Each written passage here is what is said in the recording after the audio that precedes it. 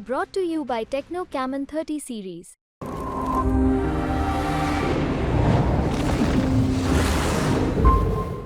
पूर्वी चंपारण की सीट यहां से एक बार फिर से प्रयोग किया गया। जो तमाम जो कुशवाहा जाति को लेकर के जो प्रयोग तमाम अलग अलग सीटों पर की गई, उनमें से एक सीट पूर्वी चंपारण भी रही। ये सीट हालांकि वीआईपी के खाते में रही। महागठबंधन से वीआईपी की तरफ से राजेश कुशवाहा, डॉक्टर राजेश कुशवाहा को उम्मीदवार बनाया गया।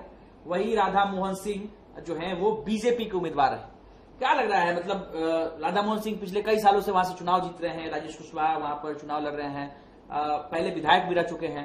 यहाँ का मुकाबला, चूंकि हम लोगों ने तो देखा है काफी करीब से, अब थोड़ा दर्शकों को बता दीजिए कि वहां का मुकाबला कितना दिलचस्प है और लीड किसको। तुमको क्या लगता है, क्या लगा मोतिहारी में? राजेश कुशवाहा को भी हल्के में नहीं ले सकते हैं। राजेश बिल्कुल, कुशवाहा को भी बिल्कुल। बहुत और मुझे लगता है ना कि वीआईपी का कोई कैंडिडेट सबसे मजबूती से कहीं लड़ा है तो वो मोतिहारी मतलब पूर्वी चंपारण सीट है, राजेश कुशवाहा। तो निश्चित तौर पर हम कह सकते हैं कि वहाँ मुकाबला, क्योंकि राजेश कुशवाहा के सरिया से एक बार आरजेडी के टिकट पर विधायक भी रह चुके हैं। तो निश्चित तौर पर इस बार जो है कुशवाहा का बहुत सारा वोट, मतलब कुशवाहा का एक चंक वोट उनको गया है, जो कि पहले बीजेपी को जाता था।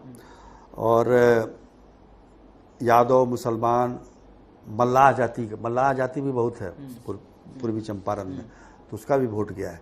हालांकि पिछली बार कुछ वोट भूमिहारों का कटा था राधा मोहन सिंह से, क्योंकि आकाश कुमार वहां से चुनाव लड़े थे।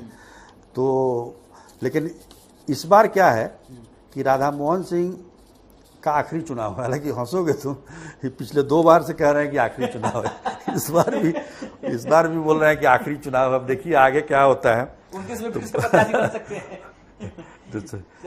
भी चचा ही है, वो भी मतलब चचा है। 10वीं बार चुनाव मैदान में है। अच्छा, 6 बार जीते हैं, 3 बार हारे हैं। मतलब स्ट्राइक रेट काफी अच्छा रहा उनका। 89 में पहली बार सांसद बने थे वो। उस समय राम जन्मभूमि का शुरुआत ही हो रहा था, वो शिला पूजन और क्या क्या चल होता था जो। अब तो राम मंदिर भी बन गया और ये लगातार सांसद भी बनते जा रहे हैं। स्ट्राइक रेट काफी अच्छा रहा। 6 बार चुनाव जीत चुके हैं। क्या लगा इस बार लीड किसको मिलेगी?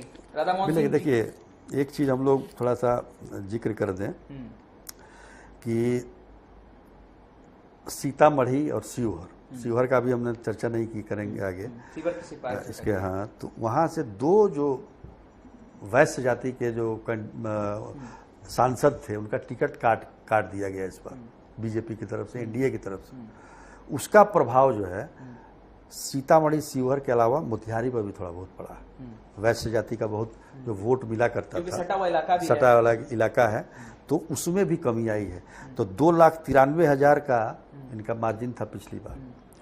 तो मुझे लगता है कि ये खत्म हो जाएगा, ये घटेगा, बहुत घटेगा। मतलब मुकाबला काफी जोरदार है, लेकिन घटेगा। लीड जो है मुझे लगता है, और जैसा कि चाचा की बातों से लगता है कि लीड जो है एक बार फिर से वहां से राधा मोहन सिंह को मिल सकती है।